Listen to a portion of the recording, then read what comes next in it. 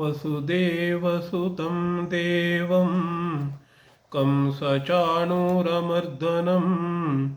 ದೇವಕೀ ಪರಮಾನಂದಂ ಕೃಷ್ಣಂ ವಂದೇ ಜಗದ್ಗುರುಂ.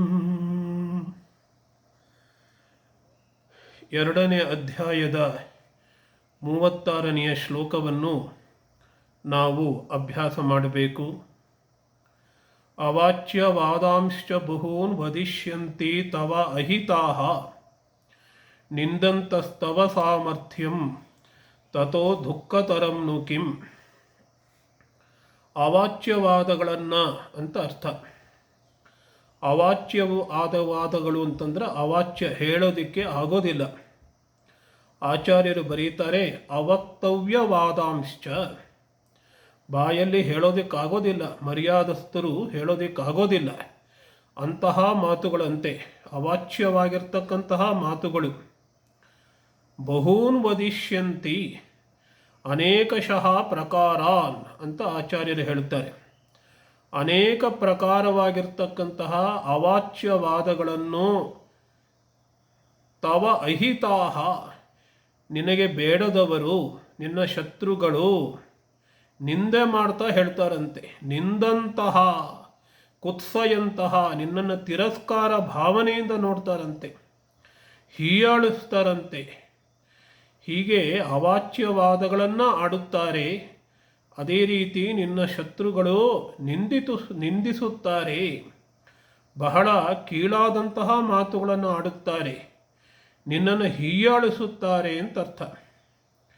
ಯಾವುದನ್ನು ಹೀಯಾಳಿಸುತ್ತಾರೆ ಅಂದರೆ ತವ ಸಾಮರ್ಥ್ಯಂ, ನಿಂದಂತಹ ತವ ಸಾಮರ್ಥ್ಯಂ.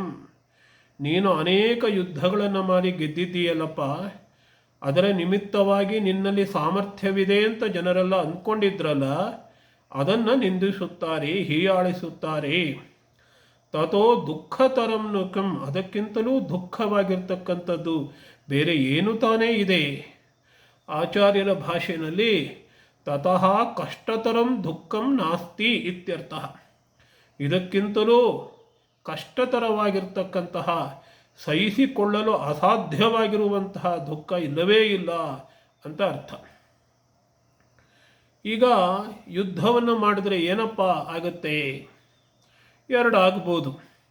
ಇಲ್ಲ ನಿನಗೆ ಜಯವಾಗಬಹುದು, ಇಲ್ಲ ನೀನು ಜಯಿಸಲ್ಪಡಬಹುದು. ಎರಡಷ್ಟೇ ತಾನೆ.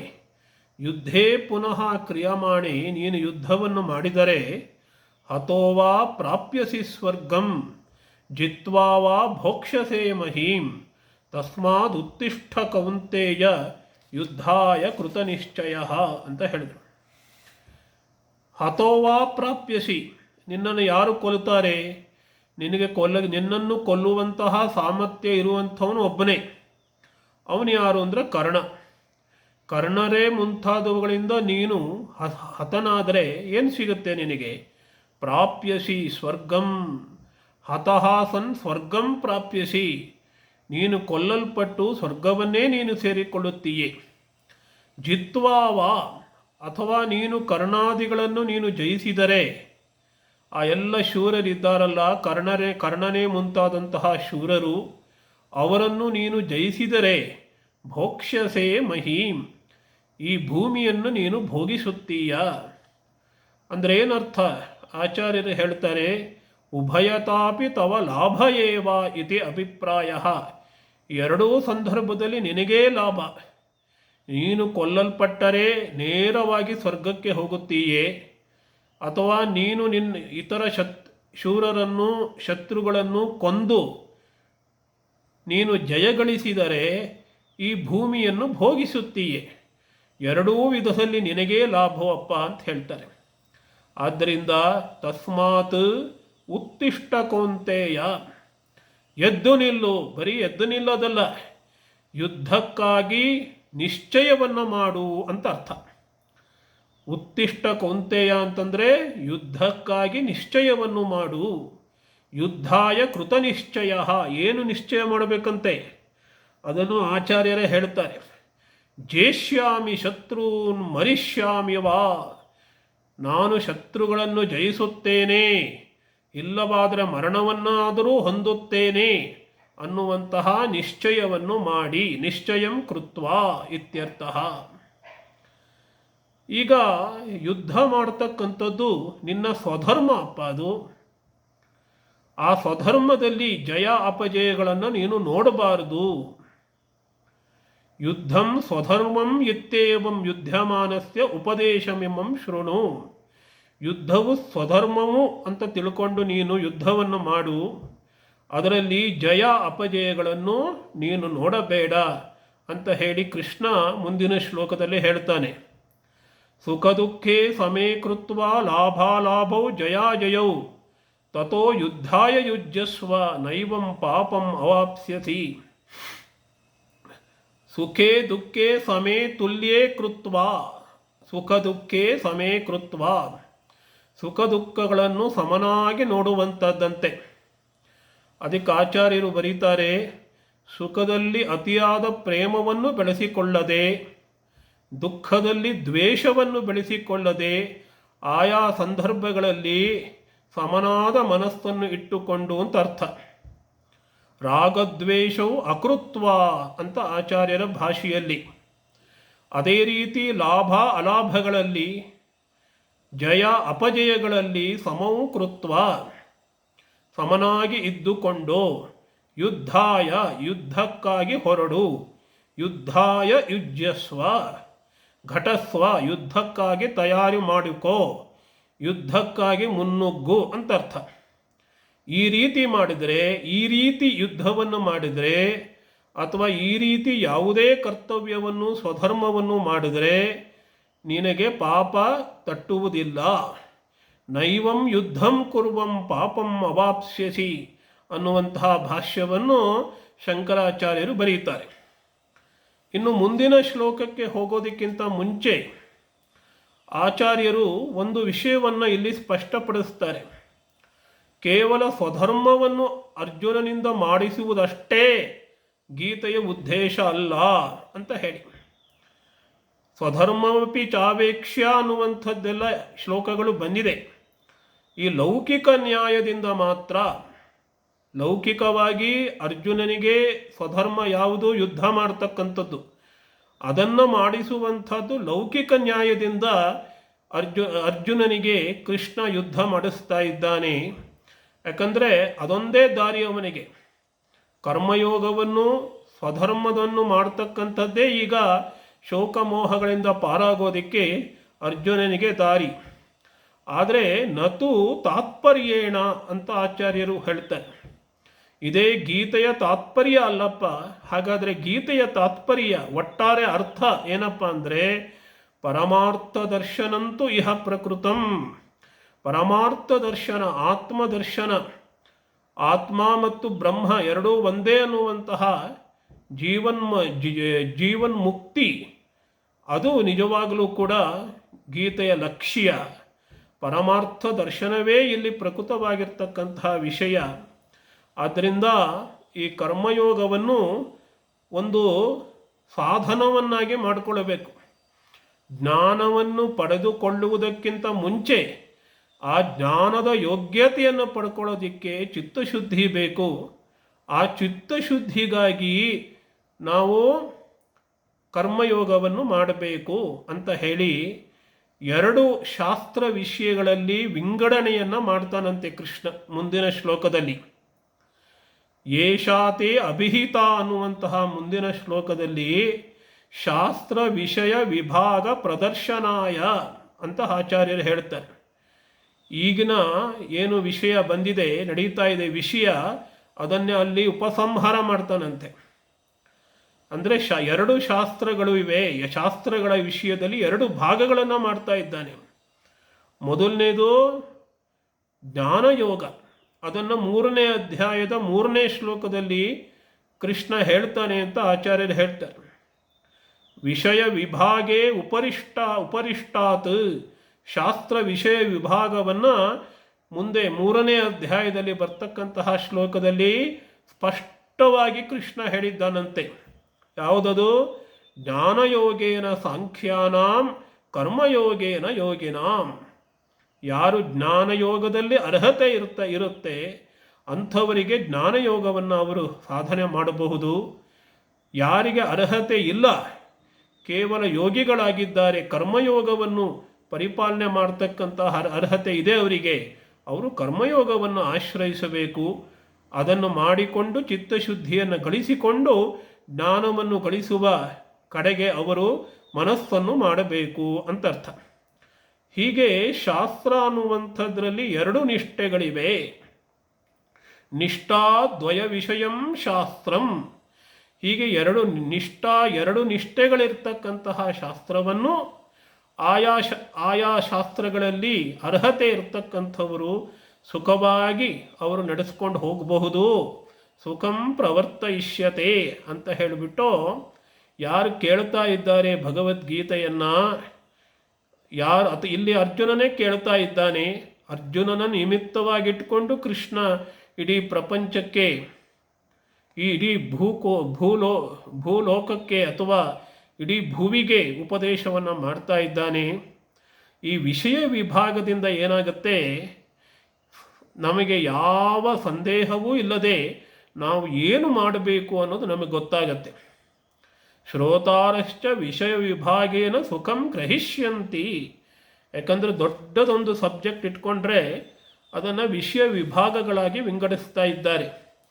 ಇಲ್ಲಿಯೂ ಗೀತಾಶಾಸ್ತ್ರದಲ್ಲಿ ವಿಷಯ ವಿಭಾಗ ಏನಪ್ಪ ಅಂತಂದರೆ ಸಾಂಖ್ಯಯೋಗ ಮತ್ತು ಕರ್ಮಯೋಗ ಅನ್ನುವಂಥದ್ದು. ಆ ವಿಷಯ ವಿಭಾಗಗಳನ್ನು ಮಾಡಿದ್ರೆ ವಿಷಯಗಳನ್ನು ಚೆನ್ನಾಗಿ ತಿಳ್ಕೊಳ್ಬಹುದು. ಆ ಮೂಲಕ ನಮ್ಮ ಅರ್ಹತೆ ಏನು ಅಂತ ತಿಳ್ಕೊಂಡು ಆ ಮಾರ್ಗದಲ್ಲಿ ನಾವು ಮುಂದುವರಿಬಹುದು ಅಂತ ಹೇಳಿ ಕೃಷ್ಣ ಹೇಳ್ತಾ ಇದ್ದಾನೆ. ಏಷಾತೆ ಅಭಿಹಿತಾ ಸಾಂಖ್ಯೆ ಬುದ್ಧಿರ್ಯೋಗೇತು ಇಮಾಂ ಶೃಣು ಬುದ್ಧ್ಯಾಯುಕ್ತೋ ಯಯಾ ಪಾರ್ಥ ಕರ್ಮಬಂಧಂ ಪ್ರಹಾಸ್ಯಸಿ ಅಂತ ಹೇಳಿ. ಇದು ದೊಡ್ಡದೊಂದು ಶ್ಲೋಕ. ಇದು ಪ್ರಸಿದ್ಧವಾಗಿರ್ತಕ್ಕಂಥದ್ದು, ತಾತ್ವಿಕವಾಗಿ ಬಹಳ ಮುಖ್ಯವಾಗಿರ್ತಕ್ಕಂತಹ ಶ್ಲೋಕ. ಇದನ್ನು ವಿಭಾಗಶಃ ಅಂದರೆ ಇದನ್ನು ಒಂದೊಂದೇ ಪಾದವನ್ನು ನೋಡ್ಕೊಂಡು ಹೋಗೋಣ. ಏಷಾತೆ ಅಭಿಹಿತ ಸಾಂಖ್ಯೆ.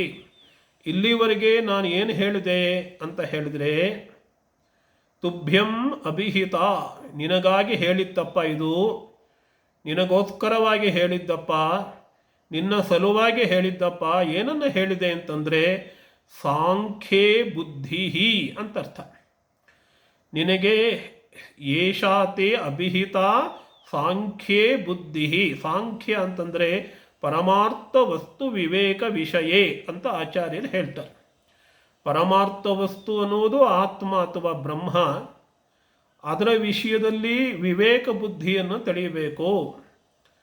ಆತ್ಮ, ಅನಾತ್ಮ, ಬ್ರಹ್ಮ ಮತ್ತು ಮಿಥ್ಯಾರೂಪವಾಗಿರ್ತಕ್ಕಂತಹ ಈ ಜಗತ್ತು, ಇವುಗಳ ನಡುವೆ ವಿಂಗಡಿಸುವಂತಹ ಸಾಮರ್ಥ್ಯ, ಯಾವುದು ನಿತ್ಯ ಯಾವುದು ಅನಿತ್ಯ, ಯಾವುದು ಸತ್ಯ ಯಾವುದು ಸತ್ಯವಲ್ಲ ಎಂಬ ವಿಷಯದಲ್ಲಿ ಅದು ವಿಂಗಡಿಸಿ ನೋಡುವಂತಹ ವಿವೇಕ ಬುದ್ಧಿ ಅಂತ ಅರ್ಥ. ಇದನ್ನೇ ಇಲ್ಲಿ ಪರಮಾರ್ಥ ವಸ್ತು ವಿವೇಕ ವಿಷಯೇ ಬುದ್ಧಿ. ಬುದ್ಧಿ ಅಂದರೆ ಆಚಾರ್ಯರು ಜ್ಞಾನ ಅಂತ ಹೇಳ್ತಾರೆ. ಇದೇ ನಿಜವಾಗಲೂ ಕೂಡ ಸಂಸಾರಕ್ಕೆ ಕಾರಣವಾಗಿರ್ತಕ್ಕಂತಹ ದೋಷಗಳಿದೆಯಲ್ಲ, ಶೋಕ ಮೋಹ ಮುಂತಾದವುಗಳೇನೋ ಸಂಸಾರಕ್ಕೆ ಕಾರಣವಾಗಿರುವಂತಹ ದೋಷಗಳು, ಅವುಗಳನ್ನು ಹೋಗಲಾಡಿಸೋದಕ್ಕೆ ಇದೇ ಕಾರಣವಾಗುತ್ತಪ್ಪ. ಪರಮಾರ್ಥ ವಸ್ತುವಿನ ವಿಷಯದಲ್ಲಿ ವಿವೇಕ ಬುದ್ಧಿ ಅನ್ನುವಂಥದ್ದು ಶೋಕ ಮೋಹಾದಿ ಸಂಸಾರ ಹೇತು ದೋಷ ನಿವೃತ್ತಿ ಕಾರಣಂ ಅಂತ ಆಚಾರ್ಯರು ಅಪ್ಪಣೆ ಕೊಡಿಸಿದ್ದಾರೆ. ಅಂತಹ ಒಂದು ಸಾಂಖ್ಯ ಬುದ್ಧಿಯನ್ನು ನಿನಗಾಗಲೇ ನಾನು ಆತ್ಮಜ್ಞಾನದ ಉಪದೇಶದ ಮೂಲಕ ನಿನಗೆ ಹೇಳಿಕೊಟ್ಟಿದ್ದೇನೆ ಅಂತರ್ಥ. ಏಷಾತೆ ಅಭಿಹಿತ ಸಾಂಖ್ಯೇ ಬುದ್ಧಿ. ಇಲ್ಲಿ ಒಂದು ಫುಲ್ ಸ್ಟಾಪು ಅಥವಾ ಕಾಮವನ್ನು ಹಾಕೋಬೇಕಾಗತ್ತೆ. ಇನ್ನು ಯೋಗೇತು ಇಮಾಂ ಶೃಣು. ಯೋಗೇತು ಇಮಾಂ ಶೃಣು ಅನ್ನೋದು ಏನು ಮಾಡಬೇಕು, ಯೋಗೇ ಬುದ್ಧಿಹೀತು ಇಮಾಂ ಶೃಣು ಅಂತ ಮಾಡ್ಕೋಬೇಕು. ಇಲ್ಲಿ ಯೋಗ ಯಾವುದು, ತತ್ ಪ್ರಾಪ್ತಿ ಉಪಾಯೇ. ಯಾವ ಪರಮಾರ್ಥ ವಸ್ತುವಿನಲ್ಲಿ ವಿವೇಕ ಬುದ್ಧಿ ಬೇಕು ಅಂತ ಕೃಷ್ಣ ಹೇಳಿದ್ದಾನೋ ಅದನ್ನು ಉಪದೇಶ ಮಾಡಿದ್ದಾನೆಯೋ ಅದನ್ನು ಗಳಿಸುವುದಕ್ಕೆ ಸಾಧನೆ, ಉಪಾಯ ಏನು ಸಾಧನೆ? ನಿಸ್ಸಂಗತೆಯ ದ್ವಂದ್ವ ಪ್ರಹಾಣಪೂರ್ವಕಂ. ನಿಸ್ಸಂಗವನ್ನು ಬೆಳೆಸ್ಕೊಳ್ಬೇಕಂತೆ, ಸಂಗರಹಿತರಾಗಬೇಕಂತೆ. ಅದಕ್ಕಾಗಿ ದ್ವಂದ್ವಗಳನ್ನು ನಾವು ಮೆಟ್ಟಿ ನಿಲ್ಲಬೇಕಂತೆ, ದ್ವಂದ್ವಗಳನ್ನು ಬಿಡಬೇಕಂತೆ. ಶೋಕ ಮೋಹಗಳನ್ನು ಗೆಲ್ಲೋದಿಕ್ಕೆ ದ್ವಂದ್ವಗಳನ್ನು ಬಿಡಬೇಕಂತೆ. ಸುಖ ದುಃಖ ಮುಂತಾದಂತಹ ದ್ವಂದ್ವಗಳಲ್ಲಿ ಯಾವ ಒಂದು ಆಸಕ್ತಿ ಇದೆ ಅದನ್ನು ಬಿಡಬೇಕು, ದ್ವಂದ್ವ ಭಾವನೆಯನ್ನೇ ಬಿಟ್ಬಿಡಬೇಕು. ಇಲ್ಲಿ ಬಹಳ ಸುಂದರವಾಗಿ ಹೇಳಿದ್ದಾರೆ. ಯೋಗದ ಎರಡು ಮೂಲಭೂತವಾಗಿರ್ತಕ್ಕಂತಹ ಅಂಶಗಳನ್ನು ಆಚಾರ್ಯರು ಸ್ಪಷ್ಟವಾಗಿ ಹೇಳಿದ್ದಾರೆ. ಮೊದಲನೆಯದು ನಿಸ್ಸಂಗದ ಮೂಲಕ, ಸಂಘವನ್ನು ಮಾಡದೇ ಇರುವುದರ ಮೂಲಕ, ನಿರಾಸಕ್ತಿಯ ಮೂಲಕ ದ್ವಂದ್ವವನ್ನು ಬಿಟ್ಟು ಬಿಡ್ತಕ್ಕಂಥದ್ದು. ಇದು ಸುಖ, ಇದು ದುಃಖ ಅನ್ನೋದು, ಇದು ನನಗೆ ತೊಂದರೆ, ಇದು ನನಗೆ ಸುಖವನ್ನು ನೀಡ್ತಕ್ಕಂಥದ್ದು, ಈ ರೀತಿ ಎಲ್ಲ ದ್ವಂದ್ವ ಭಾವನೆಗಳನ್ನೇ ಬಿಟ್ಟು ಬಿಡುವಂಥದ್ದು. ಆಮೇಲೆ ಈಶ್ವರ ಆರಾಧನಾರ್ಥೇ ಕರ್ಮಯೋಗೆ, ಈಶ್ವರನ ಆರಾಧನಾ ಪೂರ್ವಕವಾಗಿ ಮಾಡ್ತಕ್ಕಂತಹ ಕರ್ಮಯೋಗವಾಗುತ್ತೆ. ಆ ಕರ್ಮಯೋಗದಲ್ಲಿ ಎರಡು ಮುಖ್ಯ ಅಂಶಗಳಿವೆ. ಒಂದು ನಿರಾಸಕ್ತಿ, ಇನ್ನೊಂದು ದ್ವಂದ್ವಗಳನ್ನು ತ್ಯಜಿಸುವಂಥದ್ದು. ಅಂತಹ ಕರ್ಮಾನುಷ್ಠಾನೇ ಸಮಾಧಿಯೋಗೆ ಅಂತ ಹೇಳಿಬಿಟ್ರು. ಅಂತಹ ಕರ್ಮಾನುಷ್ಠಾನವು ಮತ್ತು ಸಮಾಧಿಯೋಗವು, ಸಮಾಧಿಯೋಗ ಅಂತಂದರೆ ಇಲ್ಲಿ ಧ್ಯಾನ ಯೋಗ. ಕರ್ಮಯೋಗವನ್ನು ನಾವು ಸಮಾಧಿಯೋಗದ ಜೊತೆಗೆ ಬೆರೆಸಿಕೊಳ್ಳಬೇಕು ಅಂತರ್ಥ. ಕರ್ಮಯೋಗ ಮತ್ತು ಧ್ಯಾನ ಯೋಗಗಳು ಒಟ್ಟೊಟ್ಟಿಗೆ ನಡೆಯಬೇಕಂತೆ. ಇದನ್ನೇ ಇಲ್ಲಿ ಯೋಗ ಬುದ್ಧಿ ಅಂತ ಆಚಾರ್ಯರು ಹೇಳ್ತಾ ಇದ್ದಾರೆ. ಇಂತಹ ಯೋಗದಲ್ಲಿ, ಕರ್ಮಯೋಗದಲ್ಲಿ ಮತ್ತು ಸಮಾಧಿಯೋಗದಲ್ಲಿ ಬುದ್ಧಿ. ಕರ್ಮಯೋಗ ಅಂದ್ರೇನು? ನಿಸ್ಸಂಗದಿಂದ ದ್ವಂದ್ವಗಳನ್ನು ಬಿಟ್ಟು ಪರಮಾತ್ಮನ ಪೂಜೆಗೋಸ್ಕರವಾಗಿಯೇ, ಆರಾಧನೆಗೋಸ್ಕರವಾಗಿಯೇ ಕರ್ಮಯೋಗವನ್ನು ಮಾಡ್ತಕ್ಕಂಥದ್ದು. ಅದರ ಜೊತೆಗೆ ಧ್ಯಾನಯೋಗವನ್ನೂ ಮಾಡ್ತಕ್ಕಂಥದ್ದು. ಇದು ಯೋಗ. ಇಂತಹ ಯೋಗದಲ್ಲಿ ಈಗ ನಾನು ಹೇಳತಕ್ಕಂತಹ ಬುದ್ಧಿ, ಮುಂದೆ ಅದನ್ನೇ ನಾನು ಹೇಳೋದಕ್ಕೆ ಹೊರಟಿದ್ದೇನೆ ಅಂತ ಕೃಷ್ಣ ಹೇಳ್ತಾನಂತೆ. ಇಮಾಂ ಅನಂತರಮೇವ ಉಚ್ಯಮಾನಾಂ ಬುದ್ಧಿಂ ಶೃಣು. ಇಮಾಮ್ ಅಂದರೆ ಇನ್ನು ಮುಂದೆ ಹೇಳತಕ್ಕಂತಹ ಒಂದು ಬುದ್ಧಿ, ಅದರಲ್ಲಿ ಇಟ್ಕೊಂಡಿರಬೇಕಾದಂತಹ ಜ್ಞಾನ, ಅದನ್ನು ತಿಳಿದುಕೋ ಅಂತ ಅರ್ಥ. ಬುದ್ಧಿಯಾಯುಕ್ತ್ಯಾಯ ಪಾರ್ಥ. ಈಗ ಆ ಯೋಗ ಬುದ್ಧಿ ಅಂತೇನಿದೆ, ಯೋಗ ಬುದ್ಧಿ ಅಂದರೆ ಇಲ್ಲಿ ಕರ್ಮಯೋಗ ಬುದ್ಧಿ ಮತ್ತು ಧ್ಯಾನ ಯೋಗ ಬುದ್ಧಿ ಅಂತ ತಿಳ್ಕೊಳ್ಬೇಕು ಆಚಾರ್ಯರ ವ್ಯಾಖ್ಯಾನದ ಪ್ರಕಾರ.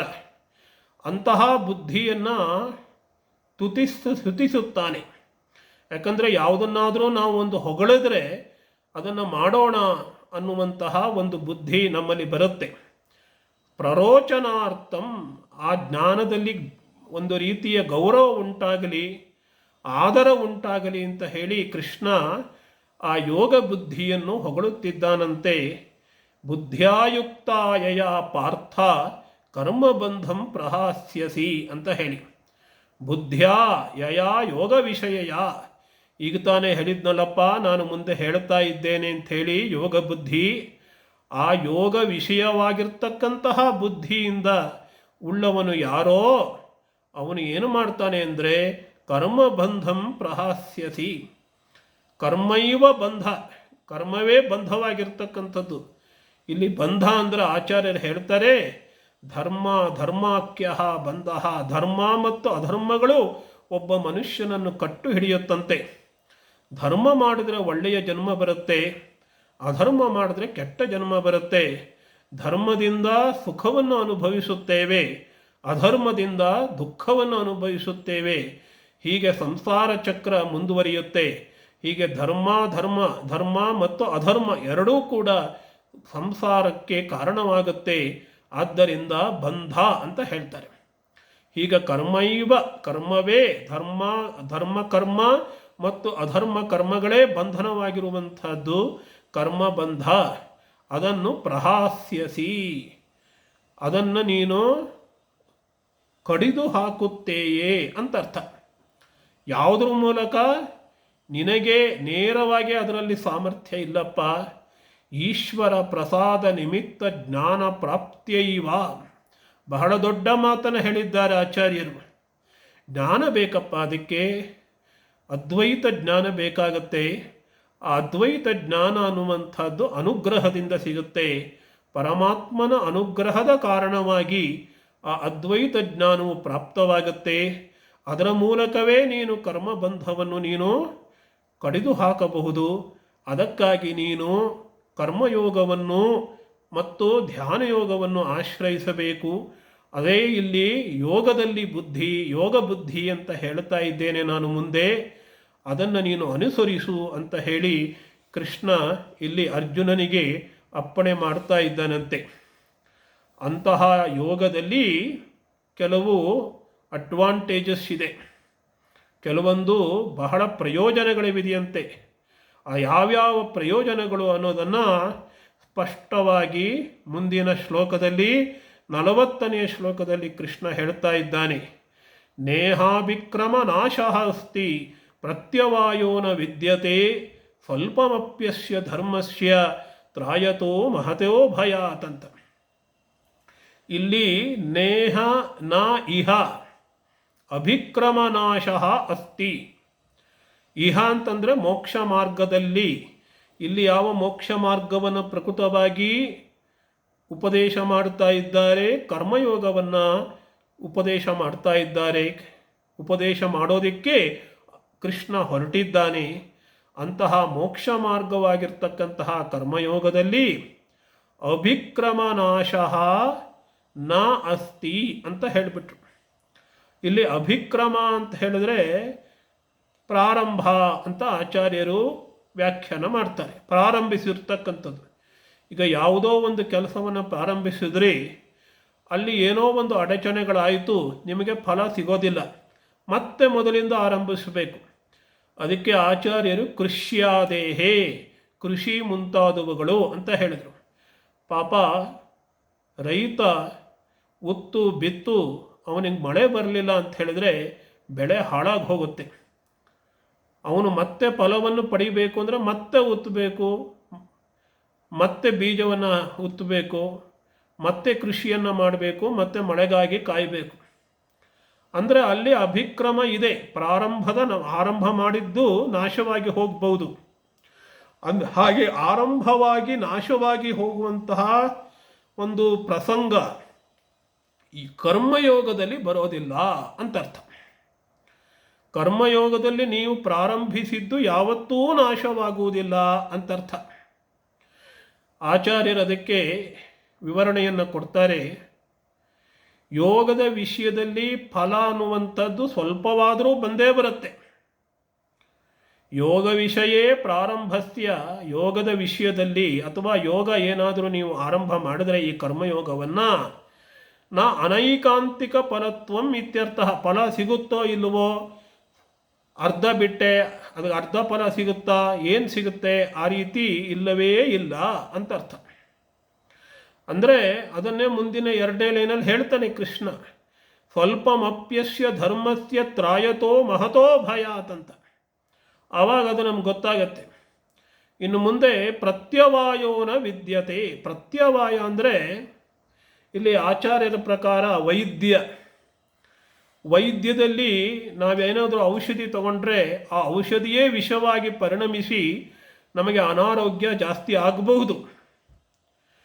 ಅದೇ ರೀತಿ ಕರ್ಮಯೋಗದಿಂದ ಬಂಧನ ಜಾಸ್ತಿ ಆಗಿಬಿಟ್ರೆ ಕರ್ಮ ಯಾಕೆ ಮಾಡಬೇಕು ಅನ್ನುವಂತಹ ಒಂದು ಸಂದೇಹ ಬರಬಹುದು.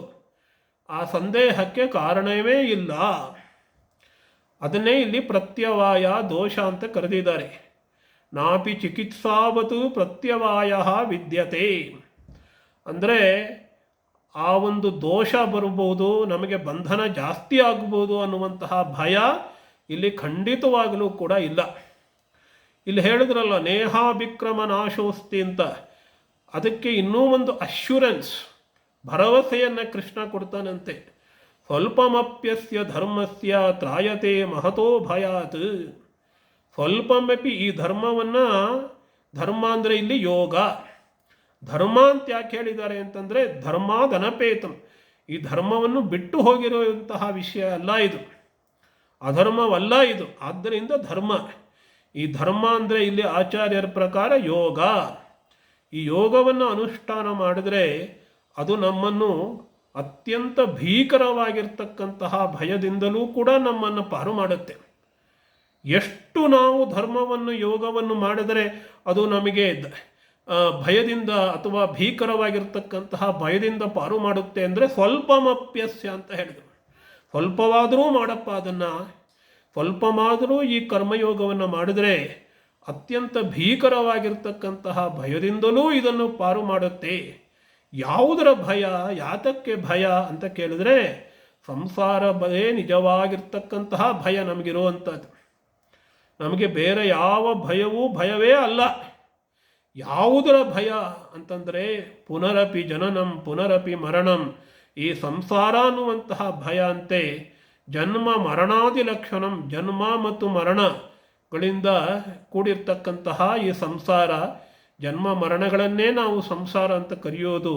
ಜನ್ಮ ಮರಣಗಳ ರೂಪದಲ್ಲಿರ್ತಕ್ಕಂತಹ ಈ ಸಂಸಾರ, ಈ ಸಂಸಾರದ ಅಂಜಿಕೆಯಿಂದ ನಮ್ಮನ್ನು ಪಾರು ಮಾಡುತ್ತೆ. ಅದನ್ನು ಸ್ವಲ್ಪವಾದರೂ ಅನುಸರಿಸಿದರೆ, ಸ್ವಲ್ಪ ಅನುಸರಿಸಿ ಬಿಟ್ಟರೆ ನಮಗೇನು ಸಿಗೋದಿಲ್ಲ ಅಂತಲ್ಲ, ಎಷ್ಟು ಮಾಡಿದ್ದೇವೆಯೋ ಅಷ್ಟು ಫಲ ಉಂಟೇ ಉಂಟು. ಇದು ಪ್ರಾರಂಭವಾಗಿ ನಾಶವಾಗ್ತಕ್ಕಂಥದ್ದೇನಲ್ಲ ಇದು ಅಂತ ಹೇಳಿ ಕರ್ಮಯೋಗವನ್ನು ಮಾಡಿ, ಕರ್ಮಯೋಗವನ್ನು ಮಾಡಿ ಅಂತ ಹೇಳಿ ಎಲ್ಲ ಸಾಧಕರಿಗೆ ಒಂದು ಕರೆಯನ್ನು ಕೃಷ್ಣ ಇಲ್ಲಿ ಕೊಡ್ತಾ ಇದ್ದಾನೆ. ಇಲ್ಲಿಗೆ 40ನೆಯ ಶ್ಲೋಕ ಮುಗೀತು. 41ನೇ ಶ್ಲೋಕದಿಂದ ನಾವು ಮುಂದೆ ನೋಡೋಣ. ಓಂ ಶಾಂತಿ ಶಾಂತಿ ಶಾಂತಿ. ಹರಿ ಓಂ ತತ್ಸತ್. ಶ್ರೀರಾಮಕೃಷ್ಣಾರ್ಪಣಮಸ್ತು.